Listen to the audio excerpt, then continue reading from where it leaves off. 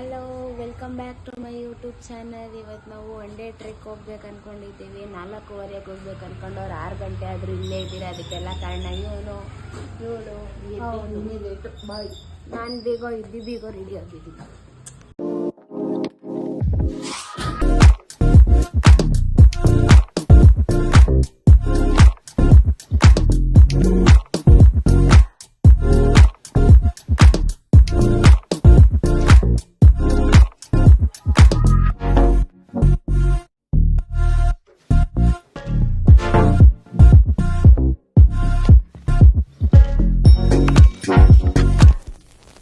ನಾಲ್ಕು ಗಂಟೆಗೆ ಹೋಗ್ತೀನಿ ಅಂದ್ಬಿಟ್ಟು 6:15ಕ್ಕೆ ರೆಡಿ ಆಗಿರೋ ಮಹಾನುಭಾವರು. 4 o'clock ಜರ್ನಿ 6 o'clockಗೆ ಸ್ಟಾರ್ಟ್ ಆಯಿತು. ಸೊ ನಮ್ಮದು ಲೊಕೇಶನ್ನಿಂದ ಡಿಸ್ಟೆನ್ಸ್ ಇದ್ದಿದ್ದು in and around 60 kilometers. On the way lake ನೋಡ್ಕೊತ ದಿಬ್ಬಗಿರಿ ಬೆಟ್ಟಕ್ಕೆ ಎಂಟ್ರ್ ಆಗೋಂಥ ಜಾಗ ಈ ಥರ ಇರುತ್ತೆ. ಇದು ಸ್ಟಾರ್ಟಿಂಗ್ ಪಾಯಿಂಟು ದಿಬ್ಬಗಿರಿ ಆನೆ ಬೆಟ್ಟಕ್ಕೆ. ಸೊ ಈಗ ಮೆಟ್ಲತ್ಕೊಂಡು ಮೇಲೆ ಹೋಗ್ತೀವಿ.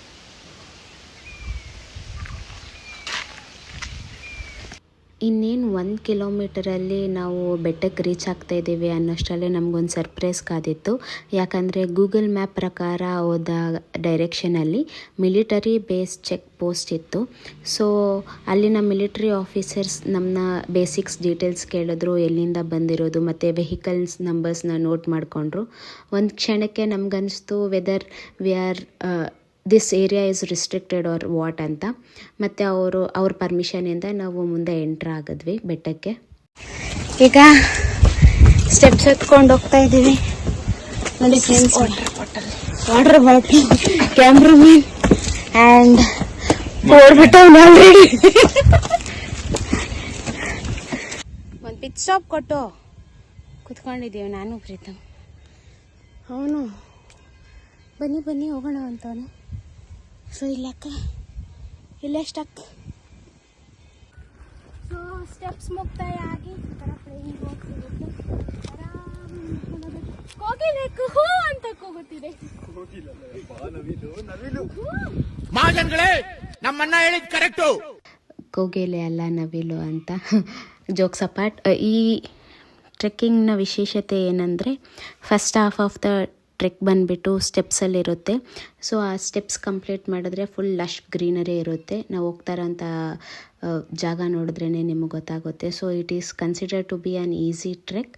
ಯಾರಿಗಾದರೂ ಸ್ಟಾರ್ಟ್ ಮಾಡ್ತಾ ಇದ್ದೀರಾ ಟ್ರೆಕ್ಕಿಂಗ್ ಅಂತ ಅನಿಸಿದ್ರೆ ಈ ಟ್ರೆಕ್ಕಿಂದ ನೀವು ಸ್ಟಾರ್ಟ್ ಮಾಡ್ಬೋದು. Because this gives a good vibe ಅಥವಾ ಎನರ್ಜಿ ಅಂತ ಅನ್ಬೋದು ನೆಕ್ಸ್ಟ್ ಟ್ರೆಕ್ಕಿಂಗ್ ಮಾಡೋದಕ್ಕೆ ಎಲ್ಲ. ಹಾಫ್ ಆಫ್ ದ ಟ್ರೆಕ್ನ ವಿತಿನ್ 20 to 25 minutes ಕಂಪ್ಲೀಟ್ ಮಾಡ್ಬೋದು. ಮತ್ತು ಈ ವ್ಯೂಗೆ ಒಂದು ಫೋಟೋ ತೆಗೆಸ್ಕೊಂಡ್ವಿ ವಿತ್ ದ ಫೋಟೋಗ್ರಾಫರ್ ಪ್ರೀತಮ್. ಎಲ್ಲರಿಗೂ ನಂದಿ ಹಿಲ್ಸ್ ಗೊತ್ತಿರುತ್ತೆ. ಬಟ್ ನಂದಿ ಹಿಲ್ಸ್ನ 5 ಬೆಟ್ಟಗಳು ಕವರ್ ಮಾಡಿರುತ್ತೆ ಅಂತ ಕೆಲವೊಬ್ಬರಿಗೆ ಮಾತ್ರ ಗೊತ್ತಿರುತ್ತೆ. ಅದರಲ್ಲಿ ಯಾವ್ದ್ಯಾವುದು ಆ ಬೆಟ್ಟಗಳಂದರೆ ಸ್ಕಂದಗಿರಿ, ಚೆನ್ನಗಿರಿ, ಹೊರಗಿನ ಬೆಟ್ಟ, ನಂದಿಗಿರಿ ಆ್ಯಂಡ್ ಫೈನಲ್ ಆಗಿ ನಾವು ಹತ್ತಿದಂಥ ದಿಬ್ಬಗಿರಿ ಬೆಟ್ಟ. ಸೊ ದಿಬ್ಬಗಿರಿ ಬೆಟ್ಟದ complete details with the road map ಎಲ್ಲನೂ ನಾನು ಡಿಸ್ಕ್ರಿಪ್ಷನಲ್ಲಿ ಹಾಕಿರ್ತೀನಿ. ಇನ್ ಕೇಸ್ ನೀವು ಹೋಗಂಗಿದ್ರೆ ಅದನ್ನು ಚೆಕ್ ಮಾಡ್ಬೋದು.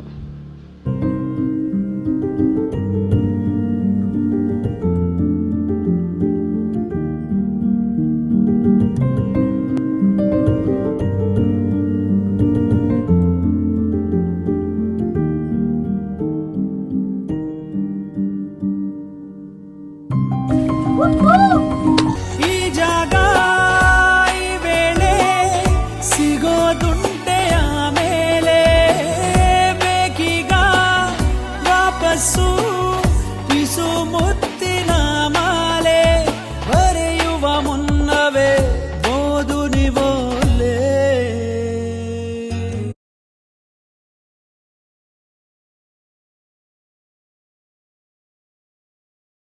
ಒಂದೊಳ್ಳೆ ವ್ಯೂ ನೋಡ್ಕೊತ ನೆಕ್ಸ್ಟ್ ನಮ್ಮ ಮುಂದಿನ ಪಯಣನ ದೇವಸ್ಥಾನದ ಕಡೆಗೆ ಹೋದ್ವಿ. ಆಗ್ತಾನೆ ಮುಚ್ಚಿದಂಥ ದೇವಸ್ಥಾನವನ್ನು ಮಿಲಿಟರಿ ಆಫೀಸರ್ ಸಹಾಯದಿಂದ ಓಪನ್ ಮಾಡಿಸಿ ನಮಗೂ ಸಹ ದೇವ್ರ ದರ್ಶನ ಸಿಕ್ತು. ಇಲ್ಲಿರೋದು ದಿಬ್ಬಗಿರೀಶ್ವರ ಸ್ವಾಮಿ. ಈ ದೇವಸ್ಥಾನಕ್ಕೆ ಸುಮಾರು 200 ವರ್ಷಗಳ ಪುರಾತನ ಕಥೆ ಇದೆ. ಮತ್ತು ನಾವು ಅಲ್ಲಿನ ದರ್ಶನ ಮುಗಿಸ್ಕೊಂಡು ಅಲ್ಲೇ ಸ್ವಲ್ಪ ಸಮೀಪದಲ್ಲಿದ್ದಂತಹ ಮತ್ತೊಂದು ಶಿವನ ದೇವಾಲಯಕ್ಕೆ ಹೋದ್ವಿ.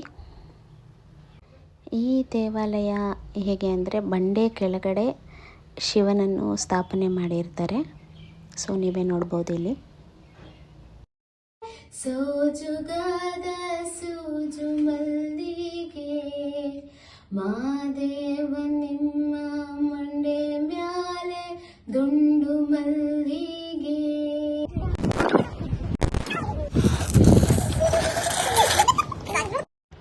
ದೇವಸ್ಥಾನದ ಪಕ್ಕದಲ್ಲೇ ಸುಮಾರು ನಾಗರ್ಕಲ್ಗಳು ಮತ್ತು ಸ್ಕಲ್ಪ್ಚರ್ಸ್ನ ನೋಡ್ಬೋದು. ಇದೆಲ್ಲದನ್ನು ನೋಡಿಕೊಂಡು ನಮ್ಮ ನೆಕ್ಸ್ಟ್ ಮುಂದಿನ ಪಯಣ ಟುವರ್ಡ್ಸ್ ದ ಪೀಕ್. ಅಲ್ಲಿದ್ದಂಥ ಎಲ್ಲ ಹೂಗಳನ್ನು ಕಲೆಕ್ಟ್ ಮಾಡಿ. ಮೌಂಟೇನ್ ಫ್ಲವರ್, ಬೆಟ್ಟದ ಹೂ. So we just completed half of our trekking, and we are just entering to the next mountain. Nadi biggest mountain. Turn on the camera. ನೋಡಿ friends, ಈಗ ಈ ಬೆಟ್ಟದ ಸಮೀಪಕ್ಕೆ ನಾವು ಸಮೀಪಿಸುತ್ತಿದ್ದೇವೆ. ಅಡ್ಜಸ್ಟ್ ಮಾಡ್ಕೊಳ್ಳಿ. ಹೊಂಬಿಸಿಲಿನ ಹೊಂಗಿರಣದ ಹೊಂಬೆಳಕಿನ ಹೊನ್ನೊಲವಿನ ಹೊಂಗನಸಿನ ಹೊಮ್ಮನಸಿನ ಜೀವನಕ್ಕೆ ಪ್ರೀತಿ ಪ್ರಯಾಣ.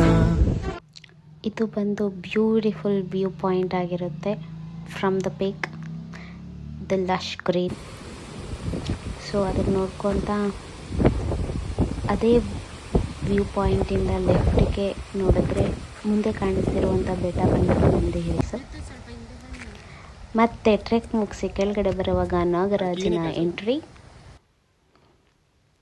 ಸೊ ಎಲ್ಲ ವ್ಯೂ ಪಾಯಿಂಟ್ ನೋಡ್ಕೊತ ಕೆಳಗಡೆ ಇಳಿತಿದ್ದೀವಿ.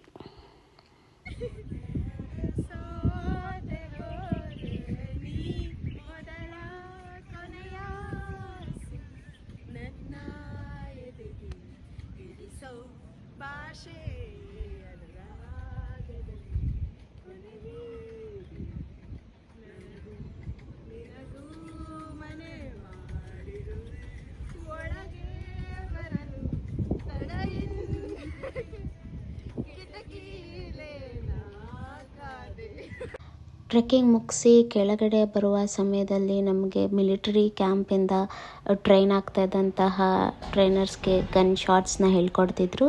So as per the rules ಯಾವುದನ್ನು ರೆಕಾರ್ಡ್ ಮಾಡೋ ಥರ ಇರಲಿಲ್ಲ. ಮತ್ತು ಬೆಟ್ಟದ ಮೇಲೆಯಿಂದ ಕೆಳಗಡೆ ವಿತಿನ್ 35 to 40 ಮಿನಿಟ್ಸಲ್ಲಿ ಇಳಿದ್ವಿ. ಸೊ ಇದೇ ಥರ ಅಂಥ ಹೆಚ್ಚೆಚ್ಚು ವಿಡಿಯೋಸ್ಗಳಿಗಾಗಿ ನನ್ನ ಚಾನಲನ್ನು ಸಬ್ಸ್ಕ್ರೈಬ್ ಮಾಡ್ಕೊಳ್ಳಿ. ಸೈನಿಂಗ್ ಆಫ್ ನಿಮ್ಮ ಪವಿತ್ರ.